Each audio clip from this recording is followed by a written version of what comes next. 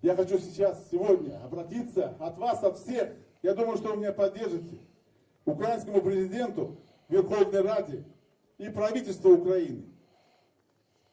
Дайте, наконец, коренному народу в законодательном плане, в форме закона, быть коренным народом в составе Украины. Зарегистрируйте изменения в 10-ю статью Конституции, что Крым — это крымско-татарская территориальная автономия в составе Украины. Сделайте уже, господин президент, это в конце концов. Дайте героя Украины Ришату Аметову. Ему уже все равно, а нам нет. Нам всем нет. Всем гражданам Украины нет. Ему вынули позвоночник русские оккупанты. Отрезали половые органы и выкололи глаза. Мы его хоронили. Дайте ему героя. Он вышел бесстрашный.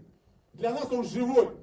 А для его семьи они будут знать, что здесь материк, власть Украины поддерживает патриотов. Чайгоза семье. Обратитесь, господин президент, и скажите, как вы их поддерживаете, как вы любите их. Потому что семья Ахтема Чайгоза, а у нас Петр Алексеевич сказал, что он крымский татарин, если вы помните, в 2014 году. Если он крымский татарин, наш президент, он должен сказать, что он любит семью Ахтема Чайгоза. 2 года они не видят своего отца. А он 2 года, сидя в тюрьме, мучается.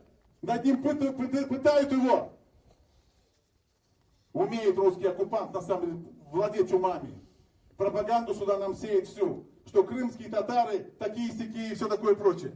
Мы должны все объединиться здесь. Объединиться под прапором Украины, под державным прапором. У нас нет национальности, мы все граждане Украины.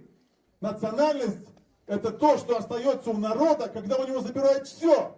Национальность, так говорил Черчилль великий. И хватит подписывать с Россией договора, хватит торговать с русней. Господин президент, услышьте, вот вам 17-й год, последний год на все это дело. Если вы не сподобитесь это сделать все, сделаем это мы тогда, народ Украины. Честь имею. Слава Украине!